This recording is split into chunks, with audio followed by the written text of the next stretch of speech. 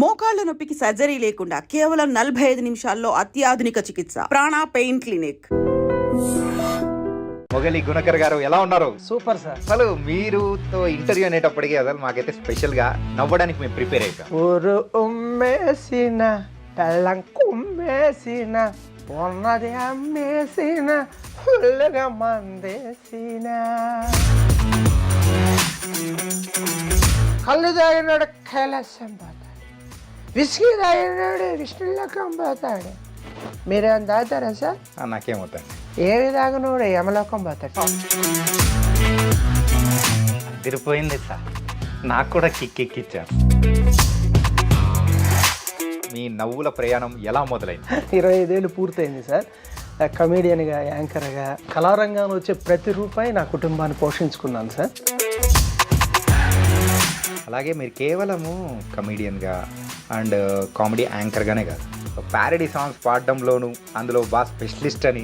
As a stand up కమేడియన్గా నవ్వితే happy, లేకపోతే BP, నవ్వలేని వాడు పాపి. మా రైమింగ్ టైమింగ్ అద్దరిపోయింది తెలుసా. అందుకే నవ్వుని ఇష్టపడని వారు, నవ్వును కోరుకోని వారు ఎవరు ఉండరు కదా సార్. గ్రేట్ లాఫ్టర్ ఛాలెంజ్ అనేది ఒక ప్రోగ్రాంలో, అందులో మీరు విన్నర్గా కూడా ఉన్నారు. అవును, ప్రపంచాన్ని నవ్వించిన బ్రహ్మానందం కానీ మేము నవ్వించే బాధ్యత సార్ అది. మీరు అందులో బాగా వేసిన జోక్స్ ఏదైనా ఉంటే ఒక్కసారి మాకు ఏదైనా చెప్తారా? ఏ వదినా పని అయిందా? ఎక్కడమ్మా మీ అన్నయ్య రాంది?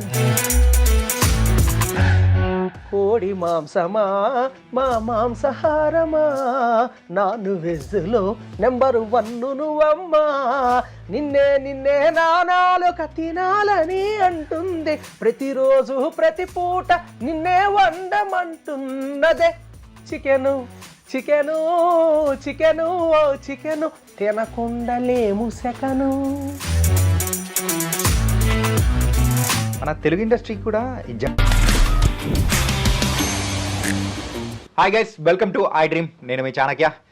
ఇప్పుడు మనం చేసే ఇంటర్వ్యూలో మీరైతే నవ్వి నవ్వి పొట్ట చెక్కలైపోతుందని మాత్రం అనుకోండి, ఎందుకంటే అలాంటి ఒక స్టాండప్ కమీడియన్ని మనం ఇప్పుడు తీసుకొని వచ్చేసాము. తను ఎవరో కాదు, మొగలి గుణకర్ గారు. మరి నవ్వడానికి, మరి లాఫ్టర్ రైడ్కి రెడీ అయిపోండి. మొగలి గుణకర్ గారు ఎలా ఉన్నారు? Super sir. అసలు మీరుతో ఇంటర్వ్యూ అనేటప్పటికీ అసలు మాకైతే స్పెషల్గా నవ్వడానికి మేము ప్రిపేర్ అయిపోయాం. ఎందుకంటే మీరు వచ్చి అలా నవ్విస్తూ ఉన్నారంటే ఎన్నో వేల మంది నవ్వుకున్నారు, లక్షల మందిని కూడా నవ్వించారు. ఇంతకు మీ జర్నీ అనేది ఎలా మొదలైంది అనేది కూడా తెలుసుకోవాలని, మా ప్రేక్షకులకు పరిచయం చేయాలని కూడా మిమ్మల్ని తీసుకొని వచ్చాము. చెప్పండి సార్, ఇంతకు మీ నవ్వుల ప్రయాణం ఎలా మొదలైంది? నమస్తే సార్. 1999లో కళాకారుడిగా నా ప్రయాణం మొదలై 25 సంవత్సరాలు పూర్తి చేసుకున్నాను సార్ సెప్టెంబర్కి. అదే 99లోనే మొదలుపెట్టి పూర్తి చేశారేమో అనుకున్నా. 25 ఏళ్ళు పూర్తయింది సార్. కమేడియన్గా, యాంకర్గా, కళారంగమే నా జీవనాధారం సార్. కళారంగంలో వచ్చే ప్రతి రూపాయి నా కుటుంబాన్ని పోషించుకున్నాను సార్. నేను BA BEd చదివాను. సాధారణంగా సినిమాల్లో ఉన్న హాస్యాన్ని బ్రహ్మానందం గారు, ధర్మవరపు గారు, ఇలాంటి MS నారాయణ గారు, వీళ్ళందరినీ చూసి ఖమ్మంలో మల్లం రమేష్ గారి బృందంలో కామెడీ స్కిట్లు బాగా ఉండేవి సార్. వారి సీనియర్స్ని చూసి నేను కూడా కమేడియన్ కావాలని, కళాకారుడిగా సినిమాల్లో హాస్యాన్ని ప్రజలను నవ్వించాలని మెయిన్ కాన్సెప్ట్గా ఈ రంగంలోకి అడుగుపెట్టాను సార్. అమ్మ, నాన్న, కుటుంబం, ఈ రోజున నా శ్రీమతి అందరి సంపూర్ణ సహకారంతో కమేడియన్గా, యాంకర్గా, కళాకారుడిగా మీ ముందుకు వచ్చాను సార్. అలాగే మీరు కేవలము కమీడియన్గా అండ్ కామెడీ యాంకర్గానే కాదు, సో ప్యారడీ సాంగ్స్ పాడడంలోను అందులో బాగా స్పెషలిస్ట్ అని. అవును సార్. అంటే మాటల ద్వారా నవ్వించడమే కాదు, పాటల ద్వారా కూడా నవ్వించే ప్రక్రియ బాగుంటుందని ఎంచుకోవటం జరిగింది సార్. యాజ్ ఏ స్టాండప్ కమేడియన్గా మనకు అందరూ జంజాల్ గారు గుర్తు చేస్తారు. నవ్వు అనగానే నవ్వించేవాడు యోగి, నవ్వేవాడు భోగి, నవ్వలేనివాడు రోగి అని హాస్య బ్రహ్మ జంజాల్ గారు చెప్పారు. యాజ్ ఏ స్టాండప్ కమేడియన్గా నవ్వితే హ్యాపీ, లేకపోతే బీపీ, నవ్వలేని వాడు పాపి. మా రైమింగ్ టైమింగ్ అద్దరిపోయింది తెలుసా. అందుకే నవ్వుని ఇష్టపడని వారు, నవ్వును కోరుకోని వారు ఎవరు ఉండరు కదా సార్. అవును. అలా నేను మాటల ద్వారా, పాటల ద్వారా నవ్వించే ప్రక్రియ ఎన్నుకోవటం జరిగింది సార్. ఓకే. అలాగే కొన్ని సంవత్సరాల క్రితము మన గ్రేట్ లాఫ్టర్ ఛాలెంజ్ అనేది ఒక ప్రోగ్రాంలో, అందులో మీరు విన్నర్గా కూడా ఉన్నారు. అవును సార్. ఆ ప్రయాణం ఎలా వచ్చింది ఏంటి? అంటే the great Telugu laughter challenge sir స్టార్మాలో వచ్చింది. దానికి చీఫ్ గెస్ట్గా బ్రహ్మానందం గారు ఉన్నారు సార్. ప్రపంచాన్ని నవ్వించిన బ్రహ్మానందం గారిని మేము నవ్వించే బాధ్యత సార్ అది. ఆయన ఒక మీమ్ గాడ్. అంతే కదా సార్. వారు నవ్వడం అంటే చాలా కష్టం సార్. అయినా నేను నా ఫ్రెండ్ సుధీర్ బోర్గు సత్తుపల్లి సార్, మేమిద్దరం స్టాండప్ కమేడియన్స్గా జోడీగా ఆ షోని చేసాము. ఆ షోలో ఫస్ట్ ప్రైజ్ విన్నర్గా నిలిచాము సార్. అది చాలా గొప్ప మెమరీగా ఉంది సార్ మా లైఫ్లో. అందులో ప్రైజ్ మనీ ఎంత వచ్చింది? 4 లక్షలు వచ్చింది సార్. 4 లక్షలు వచ్చిందా సార్? ఓకే, అది ఏం చేశారు అని మాత్రం అడగనులేండి. అందులో బ్రహ్మానందం గారు అనేటప్పటికీ హాస్య బ్రహ్మ, అవును ఆయనకు పేరు. మరి అలాంటి హాస్య బ్రహ్మని మీరు యొక్క జోక్స్తో, మీ యొక్క స్టాండప్ కామెడీతో నవ్వించారు. ఎలా అనిపించింది అప్పుడు? అసలు అది అద్భుతం సార్. అలాంటి అవకాశం మా జన్మకు వస్తుందని ఊహించలేదు. మా ఫ్రెండ్ ఏంటంటే తను నవ్వకుండా నవ్వించే స్వభావి సుధీర్. నేను వచ్చేసి కొంచెం ఎక్స్ట్రా చేసి ఫన్ జనరేట్ చేసేవాడిని. అట్లా మా కాంబినేషన్ బాగా సక్సెస్ అయింది సార్. ఆ విధంగా వారిని నవ్విస్తామని, ఆ షోని టైటిల్ గెలుచుకుంటామని అసలు మేము ఊహించలేదు సార్. ఒక లైఫ్ ఎక్కడికో వెళ్ళిపోతుందని బాగా ఆశపడ్డ మాట నిజము. ఆశపడ్డం సార్. అంత పేరు ఇండస్ట్రీలో కూడా మాకు వచ్చింది సార్. సూపర్ సార్ నిజంగా. అంటే మీరు అందులో బాగా వేసిన జోక్స్ ఏదైనా ఉంటే ఒక్కసారి మాకు ఏదైనా చెప్తారా? అంటే అది వాస్తవంగా మా ఇద్దరి కాంబినేషన్లో వచ్చింది కాబట్టి ఇద్దరు ఉంటే బాగుంటుంది సార్. మా ఇద్దరి కాంబినేషన్లో సుధీర్ గారు నేను ఉన్నాం కాబట్టి బాగుంటుంది. ఇద్దరు ఉంటేనే అది చాలా ఎఫెక్టివ్గా ఉంటుంది. ఓకే, నేను సోలోగా కొన్ని జోక్స్ని మీ ముందుకు తీసుకొస్తాను. ఏదైనా కానీ మీరు చెప్తే వినడానికి రెడీగా ఉన్నాను నేనైతే, తెలుసా? ఇందాక నుంచి ఊగిపోతున్నా చూసారా. అంటే చాలా కొన్ని ఏంటంటే సార్, కొన్ని పంచ్ జోక్స్ అని, కొన్ని ఫటాఫట్ పంచ్స్ అని, ఇలా రకరకాలుగా మనం జోక్స్ని కొన్ని పాటల ద్వారా నవ్వుకోవచ్చు, మూకాభినయం ద్వారా నవ్వించవచ్చు అని చూస్తుంటాం. దీంట్లో సార్ నాకు బాగా పేరు వచ్చిన జోకు ఇది. నేను చెబితే పంచి మీరే చెప్తారు. ఓకే, అంత మంచిది. ఈ జోక్ చూసే తేజ గారు నీకు నాకు డాష్ డాష్ అనే మూవీలో హీరో అన్నగా అవకాశం ఇచ్చారు. ఓ, సినిమాలో కూడా చేశారు? అవును సార్. వావ్. అది మీకు చెప్తున్నాను. ప్లీజ్. ఒక ఊర్లో ఒక అతను చనిపోయాడు. అతని భార్యని ఇంకొక ఆమె అడిగింది, నీ భర్త ఎట్ట చచ్చిపోయాడమ్మా. ఇది జోక్ సార్. పంచ్ ఏంటనేది మీరే చెప్తారు. ఇది ఓకే. వదినా, ఓ వదినా, ఎట్ట చచ్చిపోయాడు వదినా రావన్నా అన్నది. ఇక భార్య చెప్తుంది, ఏం చెప్పమంటావు వదినా, ఏం చెప్పమంటావు వదినా, మీ అన్నయ్య పొద్దున్నే లేచి కూలి పోయి ఇంటికి వచ్చి క్యారేజీ నా చేతికిచ్చి స్నానం చేస్తా అన్నాడు వదిన. ఎన్నడు చేయలేదు కదా, చేయమని చెప్పిన. ఎన్నడు చేయలేదా? ఇక ఆయన పోసుకుంటాడు నేను తోడతాను, ఆయన పోసుకుంటాడు నేను తోడతాను. మా బావిలో నీళ్ళు మొత్తం కథం చేసిండు వదిన. స్నానం అయినాక ఆకలి అవుతుంది, అన్నం పెట్టన్నాడు వదిన. అన్నం పెట్టిన, ఆయన తింటాడు నేను పెడతాను, ఆయన తింటాడు నేను పెడతాను. మా పోరుగానికి మెతుకు లేకుండా కథం చేసిండు వదిన. అన్నం తిన్న తర్వాత అలసిపోయినా నిద్ర వస్తుంది, పక్కేవే అంటే వదిన మంచం వేసి పక్కేసిన. వదిన మీ అన్నయ్య పడుకుని నన్ను దగ్గర పిలిచి కాళ్ళు నొస్తాయి నొక్కవే అన్నాడు వదిన.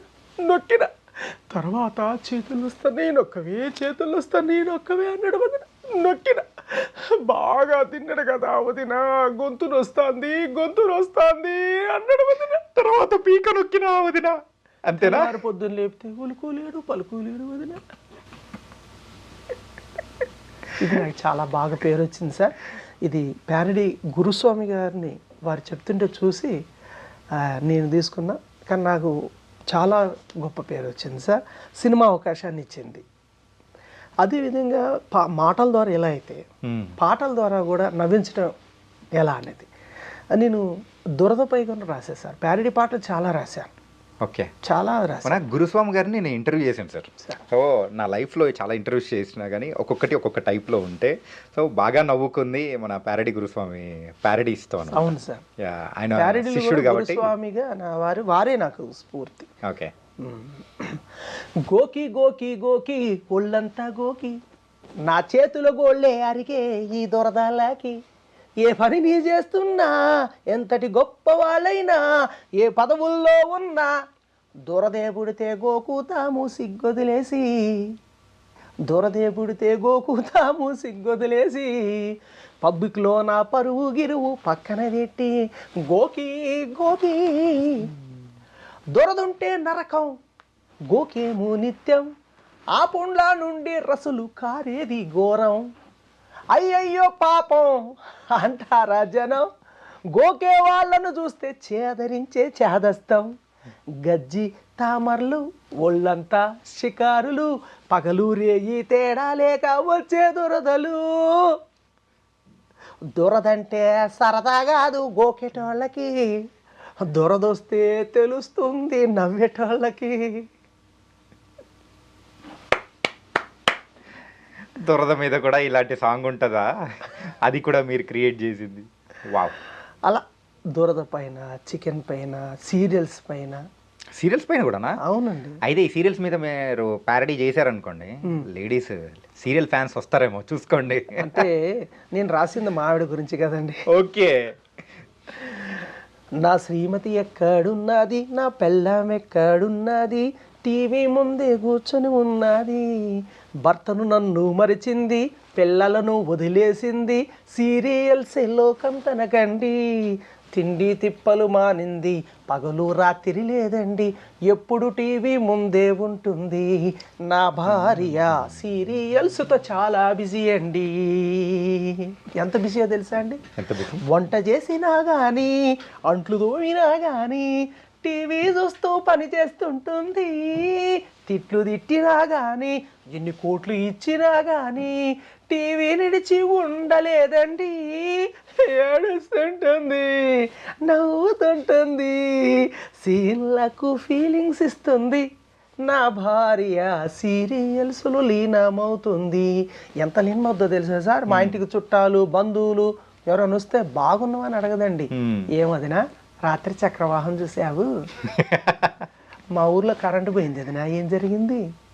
చుట్టాలు వచ్చినా కానీ, స్నేహితులు వచ్చినా కానీ సీరియల్సే ముచ్చటిస్తుంది. చీర కట్టినా కానీ, జడను వేసినా కానీ సీరియల్సే ఫాలో అవుతుంది. నన్ను పిలిచినా, పిల్లలను పిలిచినా సీరియళ్ళల్లో పేర్లే పిలుస్తుంది. నన్నైతే ముద్దుగా ఇక్బాల్ ఇక్బాల్ అంటుంది. నన్ను పిలిచినా, పిల్లలను పిలిచినా సీరియళ్ళల్లో పేర్లే పిలుస్తుంది. నా భార్య చూడొద్దంటే విడాకులందండి. ఇప్పుడు నిజంగా బయట అలాగే ఉన్నారేమో సార్. అక్కడ టీవీ ప్లేస్లో ఇప్పుడు ఫోన్లు పెట్టుకోవాలి అంతే. ఎక్కడ పోయినా కానీ, వాష్రూమ్ పోయినా అండ్ వంటలు చేస్తున్నా, ఎక్కడ పోయినా కానీ అందరి చేతిలో కామన్గా ఉండేది సెల్ ఫోనేనండి. గోరేట వెంకన్న గారు ఒక పాట రాసి ఒక అద్భుతమైన చెప్పారు. Cell phone. ఓకే. అప్పులోడు ఫోను చేస్తే మోగి మోగి ఆగిపోతుంది. Cell phone. Cell phone. అప్పులోడు ఫోను చేస్తే మోగి మోగి ఆగిపోతుంది. లవరు ఫోను చేస్తే చెప్పకుండా చెవి కాడికి పోతుంది. సెల్లు చూడు సెల్లు చూడమ్మా, సెల్ ఫోను మాయా అని రాశారు. యాజ్ ఏ ప్యారడీ రైటర్గా అది తీసుకొని స్ఫూర్తిగా నేను కూడా సెల్ ఫోన్ రాయాలని వెంకటేష్ హీరోగా లక్ష్మి మూవీ నుంచి తీసుకొని రాశాను. ఓకే. సెల్లు చేతులు ఉంటే గల్లు గల్లు, జేబుకేమో పెద్ద చిల్లు. సెల్లు చెవులో పెడితే సొల్లే సొల్లు, మోయలేని బిల్లే బిల్లు. సెల్లు లేని వాడి ఇల్లు, భూమి మీద నిల్లే నిల్లు. సెల్లు ఫోను నీకే సలాము, సెల్లు ఫోను నీకే గులాము.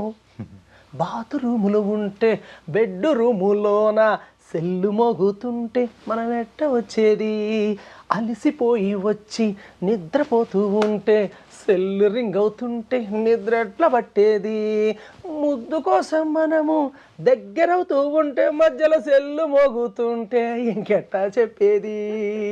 ఈ తిప్పలు తప్పాలంటే స్విచ్ ఆఫ్ చెయ్యాలో హిమామ. సెల్లు ఫోను నీకే సలాము, సెల్లు ఫోను నీకే గులాము.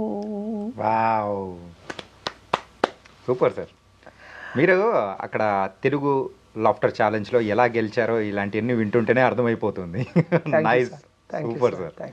అలాగే ఆ షో తర్వాత మీ యొక్క కెరియర్ కానీ ఎక్కడికో వెళ్తుంది అని చెప్పేసి మీరు అనుకున్నారు. అండ్ మన తెలుగు ఇండస్ట్రీ వైపు అయితే కమెడీలను తగ్గిపోతుంటే ఇలాంటి వాళ్ళు కూడా వచ్చి సో జబర్దస్త్ కానీ ఇలాంటి షోస్ ద్వారా కూడా మంచి రికగ్నేషన్ వస్తుంది అని అనుకున్నారు చాలామంది కూడా. ఎందుకంత రాలేకపోయింది? రీజన్ ఏంటి? అంటే సార్ కొంత మా బ్యాడ్ లక్ ఉంది సార్, కొంత మేము ఇక్కడికి రాకపోవటం. నా కొలీగ్ సుధీర్ గారు గవర్నమెంట్ టీచర్, వారు స్కూల్ నుంచి రాలేక, నేను హైదరాబాద్ షిఫ్ట్ కాలేక ఒకటి, రెండోది ఆ షో జరిగిన వెంటనే కొన్ని ఎలక్షన్స్ రావటం అని అట్లా గ్యాప్ వచ్చింది సార్. రెండోది అంటే ఎవరైనా కాస్త ఒక అండగా ఒక చేరదీసే విధానంగా మాకు కూడా ఒక అండ దొరకకపోవటం, మేము ఇక్కడికి షిఫ్ట్ కాలేకపోవటం, కొన్ని కుటుంబ బాధ్యతలు, ఈ నేపథ్యంలోనే ఆ షో ద్వారా మేము వచ్చిన పేరును కూడా ఉపయోగించుకోలేకపోవడం జరిగింది. ఉపయోగించలేకపోయారు, కానీ దాని తర్వాత కూడా బోల్డ్ అన్ని షోస్ అనేది కూడా మన టీవీస్ ద్వారా కూడా వచ్చేసాయి కదా సార్. అవును సార్. అందులో పార్టిసిపేట్ చేయాలని వాళ్ళ నుంచి స్టార్డమ్ తెచ్చుకునే వాళ్ళు కూడా ఉన్నారు కదా. ఉన్నారు. తర్వాత నాగబాబు గారు కరోనా టైంలో స్టాండప్ కామెడీ యూట్యూబ్లో స్టార్ట్ చేశారు, ఖుషీ ఖుషీగా అని. ఆ షో కూడా మేము ఫైనల్ దాకా వచ్చాము ఇద్దరం. ఓకే. ఆ షోలో కూడా నేను సుధీర్ గారు ఫైనల్ దాకా వచ్చాము. అది కూడా మంచి పేరు వచ్చింది. ఈ ఎక్కడ మంచి పేరు వచ్చినా అది కమర్షియల్గా మాకు వర్కౌట్ కాలేదు. కమర్షియల్గా ఎందుకు వర్కౌట్ చేసుకోలేకపోయాం అంటే ఇక్కడికి రాలేకపోవటమే సార్, హైదరాబాద్లో మెయిన్గా షిఫ్ట్ కాలేకపోవటమే మేము అనుకుంటున్న కారణం. అంటే అప్పుడే కొంచెం ధైర్యం చేసి హైదరాబాద్కి వచ్చేసింటే ఇంకా బాగుండేదేమో. బాగుంటుంది సార్. ఇప్పుడు మాత్రం రిగ్రెట్ అవుతున్నారా ఏమన్నా? మామిడికాయ కావాలంటే మామిడి తోటకి వెళ్ళాలి సార్. ఏం చెప్పారు సార్, ఇప్పుడు మార్కెట్లో కూడా దొరుకుతుంది సార్. కానీ ప్రయత్నం చేయాలి. రెండోది సార్, అంటే ఎక్కడైనా మన ప్రయత్న లోపము ఉన్నది, ఇక్కడ కూడా ఒక ఆదరించి ఒక ఎంకరేజ్ చేసే ఒక వ్యక్తి అంటే చారదీసే వ్యక్తి కూడా మనం లేకపోవటం అనేది ఒక రీజన్గా భావిస్తున్నాము. ఇప్పుడు ఐ డ్రీమ్ ద్వారా మీ ద్వారా జంజాల గారు ఒక మంచి అది కామెడీగా చెప్పారు కానీ సార్, అది చాలా మంచి దాంట్లో ఒక నీతి ఉంది సార్. జంజాల గారు ఒక బాగా పొగరున్న భూస్వామి వద్దకి ఒక సాధారణ వ్యక్తి ఇన్విటేషన్ ఇవ్వటానికి వెళ్తాడు, శుభలేఖ ఇవ్వటానికి వెళ్తాడు. ఆ భూస్వామి చాలా గర్రాగా, ఏంట్రా నువ్వు వచ్చావు అని. ఆయన, అయ్యా మంచోళ్ళ దగ్గరికి మంచోళ్ళు పోయారు, నేను మీ దగ్గరికి వచ్చానయ్యా. అట్లా ఒక మంచి మనసున్న వ్యక్తి మంచి మనుషుల దగ్గరికి మీ ఇంటర్వ్యూ మమ్మల్ని తీసుకెళ్తుందని ఆశిస్తూ మీ ద్వారా ఆ గుర్తింపు ఆ అవకాశాలు వస్తాయని కోరుకుంటున్నాం సార్. ఖచ్చితంగా సార్. ఏంటంటే ఇంత టాలెంట్ ఉండి అంటే అంత గుర్తింపు రాకపోతే కూడా చాలామంది కూడా బాధపడుతూ ఉంటారు. అవును సార్. ఆ రోజుల్లో మనం చూసిన అంత మంచి కామెడీ చేసిన పర్సన్స్ ఇప్పుడు ఏమైపోయారు, కనుమరుగైపోయారు ఏంటి అని కూడా అనుకున్న వ్యక్తులు కూడా ఉన్నారు. అవును సార్. ప్రేక్షకులు కానీ. అలాగే సార్ మీ ప్రాపర్ ఎక్కడ? మాది ఖమ్మం. అంటే సార్ కమేడియన్గా ఉన్నాక మా అడ్రస్ను కూడా ఒక జోక్ ద్వారా చెప్పే ప్రయత్నం చేస్తాను. ఓకే. నేను టోటల్గా ఎక్కడున్నా ఎక్కడి నుంచి వచ్చాను అనేది కూడా మీకు తెలియజేస్తాను సార్. ఓకే, ప్లీజ్ చెప్పండి సార్.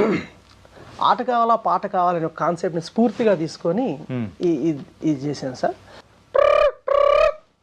హలో, మీకు ఆట కావాలా పాట కావాలండి? నాకు రెండో కావాలి. అరే రే చెప్పండి, ఏదైనా ఒకటి. మీకు ఆట కావాలా పాట కావాలండి? చెప్పానుగా, మాకు రెండో కావాలి. అరే రే మీరు ఎక్కడి నుంచి మాట్లాడుతున్నారండి? ఖమ్మం. అరే రే మాది కూడా ఖమ్మమేనండి. ఖమ్మంలో మీరు ఎక్కడి నుంచి మాట్లాడుతున్నారండి? వైరా మండలం. అరే అరే అరే మాది కూడా వైరా మండలమేనండి. వైరా మండలంలో మీరు ఏ ఊరు నుంచి మాట్లాడుతున్నారండి? తాటిపూడి. అరే మేము తాటిపూడిలోనే ఉంటామండి. తాటిపూడిలో మీరు ఎక్కడి నుంచి మాట్లాడుతున్నారండి? రామాలయం వెనక. అరే మేము ఉండేది కూడా అక్కడ. ఇంతకు ఎవరు మాట్లాడుతున్నారండి? నీ మొగుడినే బీరువా తాళాలు ఎక్కడ పెట్టిపోయా? ఓకే. వైరా మండలం ఖమ్మం జిల్లా తాటిపూడి సార్ మా ఊరు. ఓకే. అలా జోక్ ద్వారా చెప్పాలని మీ ముందుకు వచ్చాను సార్. Okay, nice. అమ్మ మొగిలి గంగమ్మ, నాన్న మొగిలి కృష్ణయ్య. 2 నెలలు అవుతుంది సార్ నాన్నగారు చనిపోయారు. నా శ్రీమతి కవిత. మాకు బాబు సార్, తన పేరే మొగిలి గుణకర్. యా సార్, మీరు ఖమ్మంలో ఒక స్ట్రీట్ పేరుని కూడా మంచి ఫేమస్ చేశారంట. ఆ స్ట్రీట్ వాళ్ళు కూడా చాలామంది మాట్లాడుకుంటూ ఉంటారు. అది ఖమ్మం గుట్ల బజార్ యా. అనేది ఒక మేనరిజంగా ఈ బ్రహ్మానందం గారి షోలో, ముఖ్యంగా నాగబాబు గారి ఖుషీ ఖుషీగాలో, తర్వాత జీ తెలుగులో కూడా కామెడీ కిలాడీస్, దాంట్లో కూడా ఈ మేనరిజాన్ని మేము ఉపయోగించాము సార్ స్కిట్లో. మీరు ఏదైనా అడగండి, మాది ఖమ్మం గుట్ల బజార్ సార్, అదే ఎందుకు స్పెషల్గా ఆ పేరు అనేది తీసుకున్నారు? మాది ఖమ్మం గుట్ల బజార్ సార్. అదే సార్ నేను అడుగుతున్నా, ఏంటంటే ఎందుకు ఆ పేరు అనేది తీసుకొని? మాది ఖమ్మం గుట్ల బజార్ సార్. ఓకే, ఇంకా దాన్ని ఏది చెప్పినా కానీ అట్లా చెప్పేస్తారా మీరు? అలా అంటే ఖమ్మం గుట్ల బజార్ అనేది ఒక పెద్ద తెలికలాగా ఒక ఫన్నీగా ఉంటుందని ప్రతి దానికి మేము అలా మేనరిజాన్ని సెట్ చేస్తే అది బాగా పేరింది సార్. చాలా. నాగబాబు గారు అయితే గుట్ల బజార్ గుణకర్ అనేవారు. మీకు ఆ పేరు కూడా వచ్చేసింది, అంత ఫేమస్ చేసేసింది. అవును సార్, అవును. ఇక నాగబాబు గారి షోలో నాకు బాగా పేరు వచ్చింది తాగుబోతు స్కిట్ సార్. అందుట్లో ఒక 2 డైలాగ్స్. Yeah please. ఊరు ఉమ్మేసిన పెళ్ళం కుమ్మేసిన ఉన్నది అమ్మేసిన ఫుల్గా మందేసిన ఉన్న బార్లన్నీ మూసేసిన ఊరు వాడంత తెగ జరిగిన మందు వాసననే పసిగట్టిన కడప నిండా మందేసిన. ఐఎమ్ ఎక్స్ట్రీమ్లీ సారీ అండి తాగి మీ దగ్గరికి వచ్చినందుకు, కానీ తాగితేనే నిజాలు బయటకు వస్తాయన్న ఓ మహానుభావుడు శక్తితో మీ ముందుకు వచ్చా. మా తాగుబోతులే అన్యాయం చేశారు సార్, మా తాగుబోతులే అపకారం చేశారు సార్. అన్ని రాజకీయ పార్టీలకి ఒక్కొక్క టీవీ ఛానల్ ఉంది, మరి మా తాగుబోతులు ఏది సార్? అసలు మా తాగుబోతుల గొప్పతనం ఒక్క మాటలో చెప్తా సార్. మా చేతుల్లో డబ్బులు లేకపోయినా పారుకుపోతాం. మా ఫ్రెండ్స్కి క్వార్టర్కి 10 రూపాయలు తక్కువైందంటాం, వాళ్ళ గుండె విలువెల్లాడిపోద్ది సార్. ఇంట్లో బియ్యానికి డబ్బులు ఇవ్వరు కానీ క్వార్టర్కి తలా 10 ఇచ్చేస్తారు సార్. ఇక్కడ గమ్మత్ ఏంటో తెలుసా, వాళ్ళు ఇచ్చిన డబ్బులతోనే వాళ్ళకంటే కాస్ట్లీ మంది అవుతాం సార్. అసలు ఇంకా మా తాగుబోతులు గొప్పతనం చెప్పమంటారా సార్? కళ్ళు తాగినాడు కైలాసం పోతాడు, విస్కీ తాగినాడు విష్ణులోకం పోతాడు. మీరేమైనా తాగుతారా సార్? నాకేమవుతాండి. ఏవి తాగినోడు యమలోకం పోతాడు. ఇంకో విషయం చెప్పమంటారా సార్? మా తాగుబోతులకి ముసలితనం రాదు సార్, ఎందుకంటే తాగి మధ్యలోనే పుట్టుకోమంటాం కాబట్టి. ఇది మాత్రం నిజం చెప్పారు సార్. తాగుబోతులని మమ్మల్ని తక్కువ చూపుతూ చూడొద్దు సార్.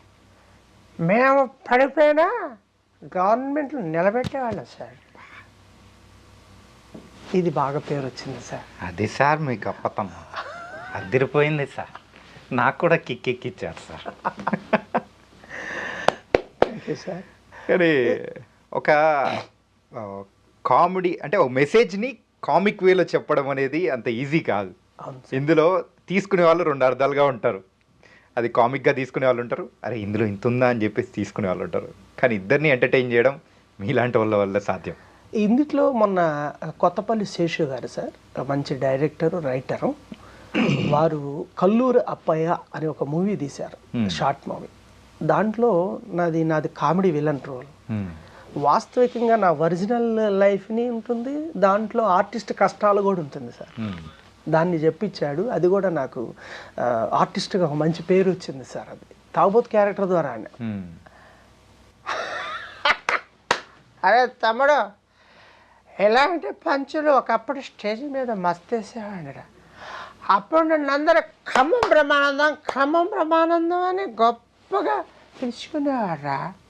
తమ్ముడు, ఈ చప్పట్లేరా నన్ను హైదరాబాద్ పోయేలా చేశాయి, ఈ చప్పట్లేరా నన్ను సినిమా అవకాశాల కోసం తిరిగేలా చేశాయి. తమ్ముడు, ఎటు చూసినా అంటే రాజు, ఎటు చూసినా చీకటి, అవకాశాలు వచ్చినట్లే వచ్చి చేసైపోయాయిరా. అప్పుడు తమ్ముడు, అప్పుడు కనీసం దిక్కులేక ఏదో ఒక పని చేసి బతుకుదాం అనుకున్నా. కానీ తమ్ముడు, ఎక్కడ పని చేసినా ఈ సమాజం నాకేమిచ్చిందో తెలుసా? చేతగాను వాడు, అంటరాని వాడని నన్ను హేళనగా చూశాయి. అందుకే నమ్మించి మోసం చేయటం నేర్చుకున్నా. నమ్మి మోసపోయానంతా నమ్మించి గొంతులు కోస్తా. మన కోడి వెంకటరత్నాన్ని కూడా అట్టానే నమ్మించా, అట్టానే మోసం చేశా. సార్, ఇంత టాలెంట్ ఉంది, ఇంతకు కేవలం మీరు చేసింది ఒక్క మూవీనేనా? ఇంకేమన్నా మూవీస్ చేశారా? ఆ తేజ గారు మూవీ చేసినాక చిన్న చిన్నవి చేశాను సార్. చెప్పుకోదగ్గది ప్రముఖ డైరెక్టర్ తేజ గారిది. తర్వాత షార్ట్ ఫిల్మ్స్ చాలా చేశాను సార్. అంటే నేను తీశాను, నేను చేశాను. ఇప్పుడు సీరియస్గానే సినిమాలే సార్. సినిమానే లక్ష్యం, సినిమానే ప్రాణం. ఆ పీక్ డైలాగ్ అంటే ఇందాక పీక్ అది కామెడీకి చెప్పారు కదా. అవును సో అది చూసే తేజ గారు మీకు అవకాశం అది చూసే నాకు తేజ గారు ఇచ్చారు సార్ అవకాశం. 2013లో అది చూసే ఇచ్చారు సార్. కామెడీ అనేటప్పటికీ మన తెలుగు ఇండస్ట్రీలో గుర్తొచ్చే వాళ్ళు సో ఎంఎస్ నారాయణ గారు కానీ, బ్రహ్మానందం గారు, ధర్మవరపు సుబ్రహ్మణ్యం గారు, వీళ్ళందరూ. బ్రహ్మానందం గారు పక్కన పెడితే సో మిగతా కామెడియన్స్ వాళ్ళందరూ కూడా సో కాలం చేశారు. ఆ తర్వాత వచ్చిన వాళ్ళు వాళ్ళ ప్లేస్ని కూడా ఎవరు రీప్లేస్ చేయలేకపోయారు. ఎందుకు రీజన్ ఏంటంటారు? యాజ్ ఎ స్టాండప్ కమెడియన్గా కానీ ఒక కమెడియన్గా మీకు ఏమనిపిస్తుంది? అంటే సార్, ఒక్కొక్క కమెడియన్ యొక్క వారి యొక్క స్టైల్ వేరుగా ఉంటుంది.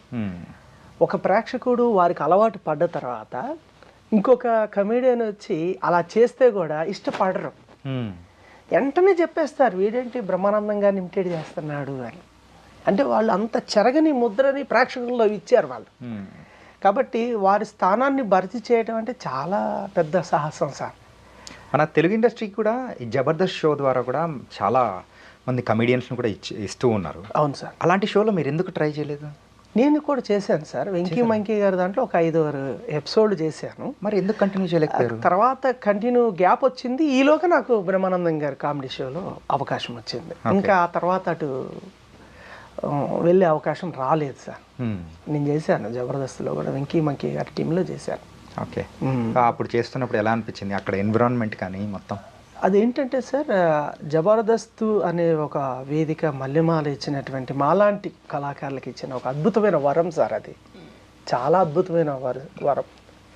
కాకపోతే ఏంటంటే సార్, దేవుడు వరం ఇచ్చిన పూజారి కరుణించడం అనే సామెతే నడిచింది. ఓకే. మల్లెమాల లాంటి ఒక గొప్ప సంస్థ, అంత మంచి ఎంతమంది సార్ కళాకారుల వేదిక. మీరు ఇప్పుడే చెప్పారు ఏంటంటే దేవుడు వరం ఇచ్చినా కానీ పూజారి కాలడ్డు పెట్టారు అని చెప్పేసి ఆ టైప్లో. ఇంతకు అక్కడ మీ అవకాశాలకు బ్రేకులు పడేలా చేసింది ఎవరు అనుకోవచ్చు? అట్లనే ఏం లేదు సార్, ఒకళ్ళ మీద మనం నిందలేసే అంత ఏం లేదు sir.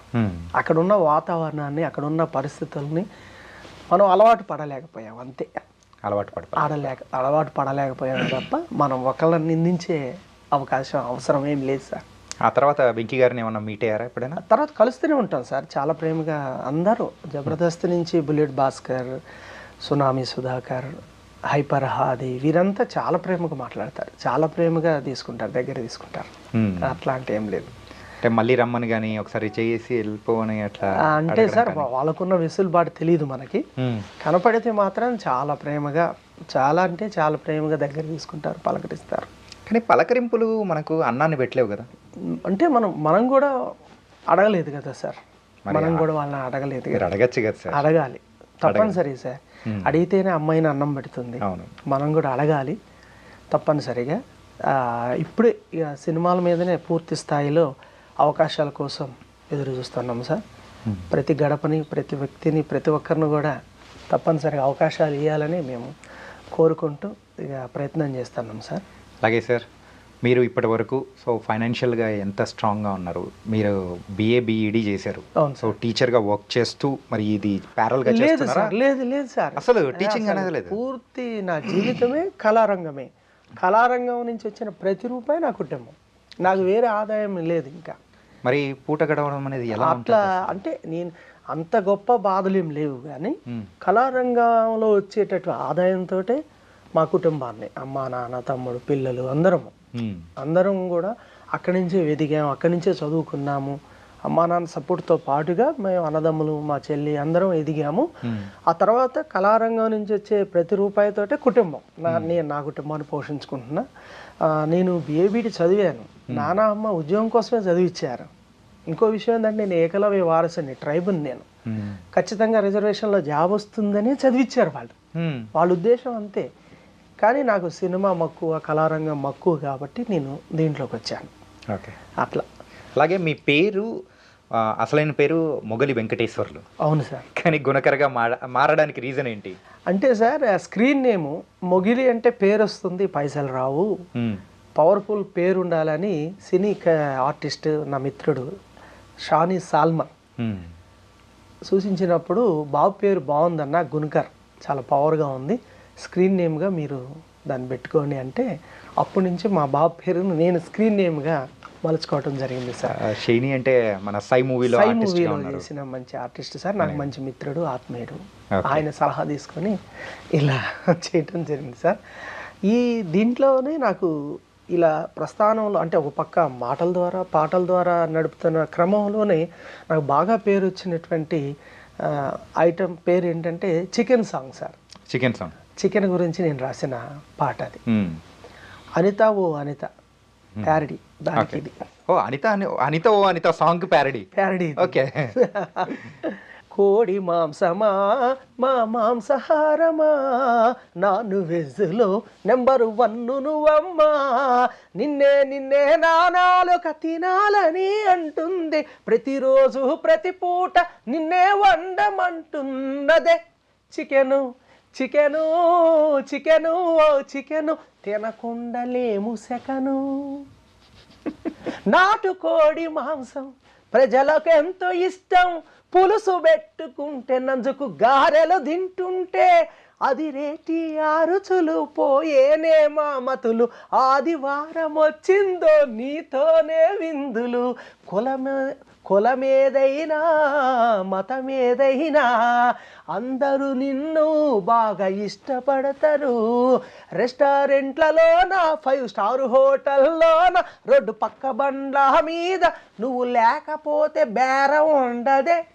Chicken chicken chicken chicken తినకుండలేము సెకను.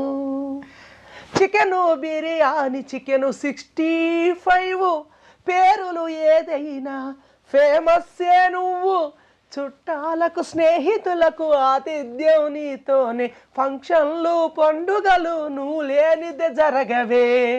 సంక్రాంతి అయినా రంజాన్ అయినా క్రిస్మస్ అయినా ఏ జాతరు అయినా ప్రతి పూరి గుడిసెలో నువ్వే, పెద్ద బంగళాలో నువ్వే, డబ్బులున్నా లేకున్నా అప్పు చేసైనా నిన్ను తింటారే. Chicken chicken.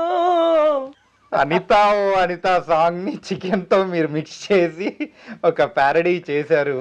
వావ్, నిజమే కదా సార్. చికెన్ మన ముందు ఉంటే ఎవరైనా ఆగుతామా? ఆగలేం కదా. అంటే ఈ పాటల పరంపరలో సార్ వినోదం విజ్ఞానం 2 ఇవ్వాలని చెప్పి ప్రయత్నం చేస్తూ, ఇప్పుడు ఈరోజు ట్రెండ్స్ మారిపోయింది, పాశ్చాత్య సంస్కృతి మన మీద వచ్చేసింది, ఎప్పుడో వచ్చేసింది. అమ్మాయిలు ఎలా ఉంటున్నారు, అబ్బాయిలు ఎలా ఉంటున్నారు అనేది రాశాను సార్ నేను. ఓకే. ఫస్ట్ అమ్మాయిల గురించి పాడితే అబ్బాయిలు చెప్పేటప్పుడు కిక్ ఉంటుంది. చూడు చూడు చూడు మన అమ్మాయిలు ఫ్యాషన్లంటూ వేస్తున్న వేషాలు, చీరలంటే చేదరిస్తారు, ఓనీలను వదిలేశారు, ఒళ్ళంతా కనపడే బట్టలు గడతారు. ఇక మన అబ్బాయిలు చూడండి ఎలా ఉంటుందో, జుట్టు మూరెడు పెంచేస్తారు, మూతి మీసం గీసేస్తారు, ఆడో మగో అర్థం కాకుండా ఉంటారు. ఇలా అటు అమ్మాయిలని ఇటు అబ్బాయిలని, అంతేకాకుండా అప్పుపై కూడా రాసేసారు నేను. ఇది అమ్మాయిల అబ్బాయిల గురించి మీరు పాడారు కదా, నాకు ఒకటి రీసెంట్ టైమ్స్లో ఒకటి జరిగింది.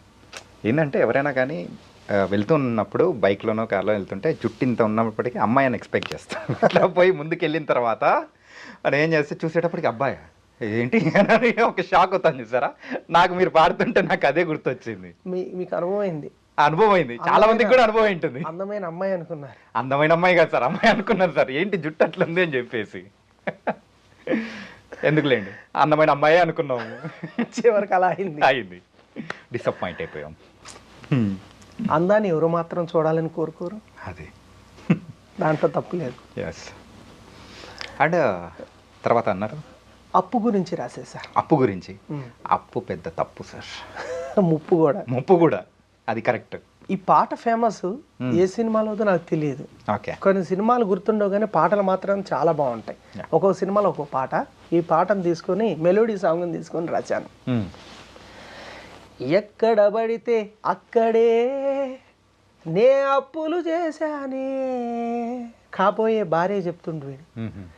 ఎక్కడ పడితే అక్కడే నే అప్పులు చేశానే, అప్పులు తెచ్చిన దగ్గర మహా గొప్పలు తెప్పానే, అందిన చోటు అందినట్టు అప్పులు ఎన్నో చేశానే, అప్పులు చేసిన నేనేమో హాయిగా గడుపుతున్నానే, అప్పులు ఇచ్చిన వాళ్లకు నిదరేదే, నా అప్పులన్నీ తీర్చేటి దేవతవే, నా బొక్కలిరగకుండా కాపాడవే.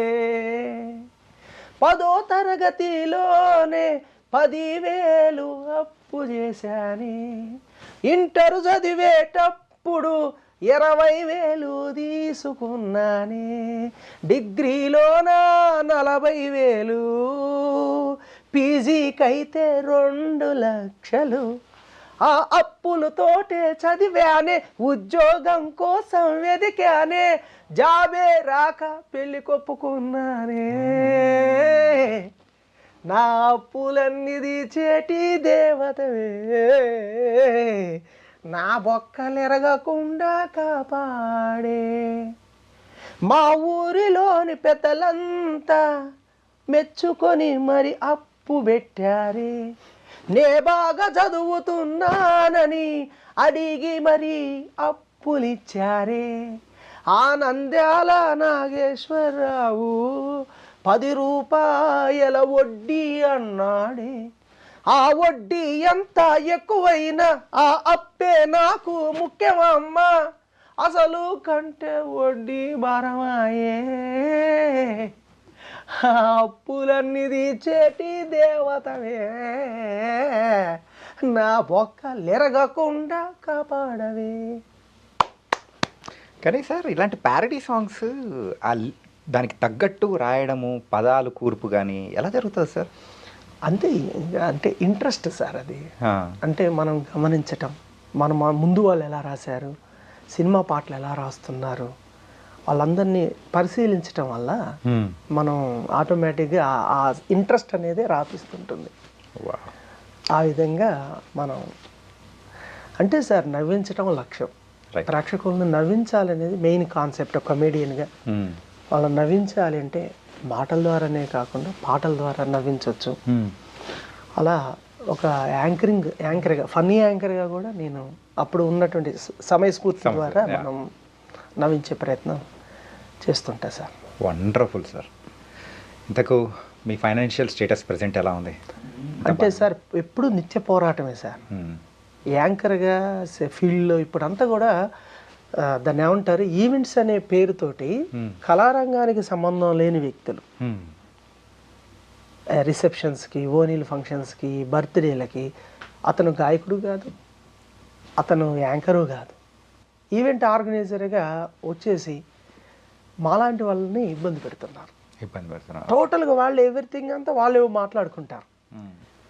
దానివల్ల మాకు ఇబ్బందిగానే ఉంది. ప్రతి ఒక్కళ్ళు ఎంత పేరున్న ఆర్టిస్ట్ అయినా పేరు లేని ఆర్టిస్ట్ అయినా ఈవెంట్స్ విషయంలో ఇది చాలా ప్రాబ్లమాటిక్గా ఉంది సార్. మీరు ఇది చెప్తుంటే నాకు ఒకటి గుర్తొస్తుంది. ఎవరైతే ప్రొడ్యూసర్ ఉన్నారో, డబ్బులు పెట్టే వాళ్ళు ఉన్నారో వాళ్ళే హీరోగా చేస్తారు, డైరెక్టర్ వాళ్ళే చేస్తారు, అండ్ పాటలు, మాటలు, ఇది కథ, రచయిత అన్నీ ఎవ్రీథింగ్ వాళ్ళే చేస్తారు అనమాట. అట్లనే చెప్తాను. అవును సార్. ఇక్కడ వాళ్ళు చేసుకుంటే ఓకే సార్, వీళ్ళకి సంబంధం లేదు. వీడు గాయకుడు కాదు, యాంకరు కాదు, సింగరు కాదు. వాళ్ళు అన్ని టోటల్గా దాంతోపాటుగా అంటే ఇవి మంగళ స్నానాలని వాటితో పాటుగా సింగర్స్ ఉన్నారు మా దగ్గర, యాంకర్స్ ఉన్నారు మా దగ్గర అని. ఇప్పుడు తను కస్టమర్ ఏమనుకుంటాడు సార్, అన్నీ ఒక దగ్గర వస్తే ఆయనకు తలనొప్పి కాదు కదా, అది ప్రాబ్లం అవుతుంది సార్. ప్రతి ఈవెంట్ ఆర్గనైజర్ ఎదుర్కొంటున్న ప్రధాన సమస్య ఇప్పుడు. అలాంటి సమస్యలే మేము ఎదుర్కొంటున్నాం. కానీ జీవనోపాధికి ఈవెంట్స్ సార్, మెయిన్ గోల్ మాత్రం సినిమాలే సార్, సినిమాలే. మరి అలాంటప్పుడు ఇంత మంచి కళాకారుడు అక్కడే ఉండిపోతే ఎలా? కొంచెం డేర్ చేసి హైదరాబాద్ రండి, ఇక్కడ అవకాశాలు బోల్డెన్ ఉన్నాయి. ఇంతకుముందు అంటే కొంచెం కష్టంగా ఉందేమో, కానీ ఆఫ్టర్ కరోనా సో ఎవరి దగ్గర అయితే ఒక టాలెంట్ ఉంది అని అంటే మాత్రం ఎంకరేజ్ చేయడానికి చాలామంది ఉన్నారు. మీరు ఇది తెలుసు, బట్ మా వంతుగా మేము చెప్పాలి కాబట్టి చెప్తున్నాము. అలా మీరు ప్రయత్నించారంటే ఇంకా బోల్డెన్ అవకాశాలు కూడా వస్తాయి. సరే, సినిమా ఇంటర్వ్యూ ద్వారా కూడా మనం ఇంకా మళ్ళీ మీట్ అవ్వచ్చేమో. థ్యాంక్ యూ సార్, తప్పనిసరి సార్. ఖచ్చితంగా సార్, ఇట్ వాస్ నైస్, చాలా బాగుంది. నవ్వి నా బుగ్గలు కూడా కొంచెం నొప్పి తీస్తున్నాయి, అలా నవ్విచ్చారు. ఫైనల్ టచ్గా మా ప్రేక్షకుల కోసం ఏదైనా ఒక మీ స్టైల్లో వదలండి. అంతేనంటారా? యా, ప్రయోగాలు కూడా చేసేసారు నేను. ప్యారడీ పాటల్లో ప్రాసలు పడితే పంచులు పడ్డట్టే, అట్లనే ప్యారడీ పాటల్లో తిట్లు కూడా ఉపయోగించాను నేను. తిట్లు కూడా రాశా. ఓకే. వర్షం సినిమాలో నువ్వు వస్తారంటే నేను వద్దంటానా తీసుకొని ఒక తాగుపోతు భర్త గురించి భార్య పాడుకునే విధంగా నేను అది రాసా, ప్రయోగం చేశా. అది చాలా బాగా నవ్వుకుంటారు, చాలా బాగా ఎంజాయ్ చేస్తారు. ఓకే. ఓరి సోదరో మందు నువ్వు మానుకుంటే మేలు సోదరో, ఓరి సోదరో మందు నువ్వు మానుకుంటే మేలు సోదరు, ఇల్లు వల్లు గుల్ల చేసే ఆరోగ్యాన్ని దెబ్బతీసే మాయదారి తాగుడు కీడు సోదరు, ఓరి సోదరు. అప్పుడు ఇల్లాలంటుంది, ఎన్నాళ్ళు యాగాలండి నేను, నా తాగుబోతూ మొగుడు పాడుగాను, తాగి ఇంటికొస్తాడు సోదివాగుడు పెడతాడు, బూతులెన్నో తిడతాడు, రోత మాటలంటాడు, తన్నందేవాడు నిద్రపోడు, ఇడు చస్తానంటే నేనొద్దంటానా, ఇడు చస్తానంటే నేనొద్దంటానా, ఈడు బొంద కంపగొట్ట తరగెడతా ఈడు బొంద కంపగొట్ట. ఇలా చిన్న చిన్న ప్రయోగాలు కూడా చేసాం ప్యారడీలో. చాలా బాగా చేశారు తెలుసా, దానికి తగ్గట్టు. తిండినసలే ముట్టుకోడే, కూరలకేమో పేరులు పెడుతుంటాడే, చికెను మటను వండిస్తాడే, తెరమంటేనే గిన్నెను తన్నేస్తాడే, కడుపు నిండా తాగుతాడే, పక్కంతా నడుపుతాడే, కడుపు నిండా తాగుతాడే, పక్కంతా తడుపుతాడే, పొద్దున్నే మందుతోనే తన ముఖము కడుగుతుంటాడే, ఇడు చస్తానంటే నేను వద్దంటానా, ఇడు చస్తానంటే నేను వద్దంటానా, ఈడు బూడిద బొంగలకేస్తా. సూపర్ అన్న. కానీ ఇంత బాగా చేస్తూ ఉన్నారు అండ్ స్టాండప్ కామెడీలో కూడా ఇంత మంచి అనుభవం అనేది కూడా ఉంది. మరి ప్రజెంట్ ఇప్పుడు రీసెంట్ టైమ్స్లో స్టాండప్ కామెడియన్స్కి కూడా మంచి హైదరాబాద్లో కూడా ట్రెండ్ నడుస్తూ ఉంది. ఏమైనా ట్రై చేశారా? అంటే మనకి ఈవెంట్ ఆర్గనైజర్ పిలుస్తున్నారు, కొన్ని ఈవెంట్లలో చేస్తూనే ఉన్నాం. ప్రయత్నాలే కాదు, ఆర్టిస్ట్గా వచ్చి మేము చేస్తూనే ఉన్నాం. కాకపోతే ఇంకా ముమ్మరం చేయాల్సిన అవసరం అయితే ఉన్నది.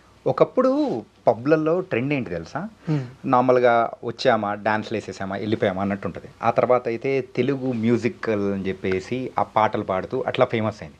ఇప్పుడు లేటెస్ట్ ట్రెండ్ ఏంటో తెలుసా, ఒక స్టాండప్ కామెడీ, అది కూడా తెలుగు స్టాండప్ కామెడీతో వచ్చిన కొన్ని ఆ ట్రెండ్ అనేది కూడా బయట బాగా నడుస్తూ ఉంది. సో ఒక్కడిగా ప్రేక్షకుడిని నవ్వించడం అనేది చాలా కష్టం, నవ్వించడమే చాలా కష్టం. ఒక్కడిగా నవ్వించడం అనేది ఇంకా కష్టం.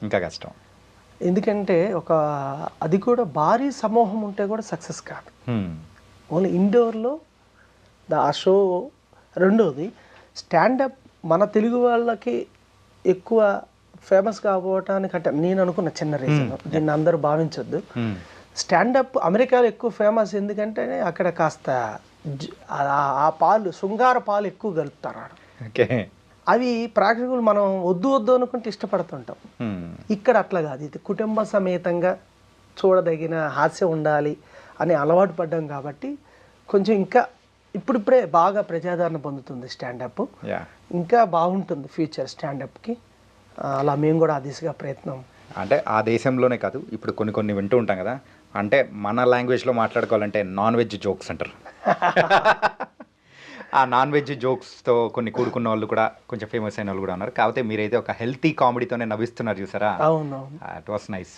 ఏంటంటే కుటుంబం అంతా కలిసి చూసే ఒక healthy comedy. It was wonderful. అది మన గురుగారు జంజాల గారు.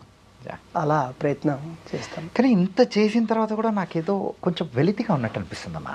సాంగ్స్ పాడారు, కొన్ని కొన్ని చెప్పారు, కానీ ఇంకా ఇంకా కావాలనిపిస్తుంది.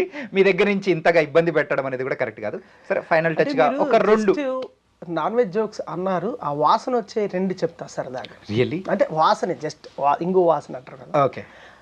ఇద్దరు లేడీస్ మాట్లాడుకుంటూ ఉంటారు. అంటే జనరల్గా మనం ఒకటి అనుకుంటే ఎదుటోళ్ళు రిసీవింగ్ చేసుకునేది వేరే ఉంటుంది. అవును. ఒక్క పంచిలో కూడా మనం ఎట్లా ఒక్క మాటలో కూడా కామెడీని జనరేట్. ఓకే. ఏ వదినా పని అయిందా? ఎక్కడమ్మా మీ అన్నయ్య రాంది? ఒక పల్లెటూరు వ్యక్తి హైదరాబాద్ పోవాలని మా ఖమ్మం బస్ స్టాండ్కి వచ్చాడు. బస్ ఎక్కాడు. బస్సు మొత్తం ఫుల్ అయిపోయింది. ఒక్క సీటు కూడా ఖాళీగా లేదు. లాస్ట్ బస్ తప్పనిసరిగా వెళ్ళాలి. అటు ఇటు చూస్తే డ్రైవర్ పక్కన బానెట్ ఉంటుంది కదా, అక్కడ కూర్చున్నాడు. బస్సు స్టార్ట్ అయిపోయింది. సూర్యాపేట వచ్చింది, ఆగింది. అందరు టీ తాగారు, బస్ ఎక్కారు. డ్రైవర్ దిగాడు, టీ తాగాడు, బస్ ఎక్కాడు. చూసుకుంటే తన బస్సులో ఉన్న గేర్ రాడ్ కనపట్టలే. అందరిని అడిగాడు, మాకు తెలియదని చెప్పారు. పక్కనే ఉండు, గేర్ రాడ్ అని అర్థం కాదు. ఏమయ్యా ఇక్కడ ఒక కడ్డీ ఉండాలి, అది కనపట్టలేదంటే అప్పుడు మనోడు చెప్పాడు, ఏం తీశారు? ఖమ్మంలో బస్సు ఎక్కిన దగ్గర నుంచి చూస్తాను. దాన్ని పెట్టుకోండి, ముందు కంటాడు, కంటాడు, ఇటు పక్క అంటాడు, ఇటు పక్క అంటాడు. మీకు రాలేదని నేనే పీకి పక్కన పెట్టాను. మంచి ప్రబుద్ధుడే. అతను హైదరాబాద్ వచ్చాడు. కోటి సెంటర్లో రకరకాల వస్తువులు అమ్ముతూ ఉంటారు. ఒక షాప్లోకి వెళ్ళాడు. సార్, ఈ బీరో అమ్ముతారా సార్? కుదరదయ్యా. అయ్యా, ఎక్కడో పల్లెటూరు నుంచి వచ్చిన, ఖమ్మం మాది, మా ఊరు మొత్తం చూపించుకుంటా, ఈ బీరో అమ్మని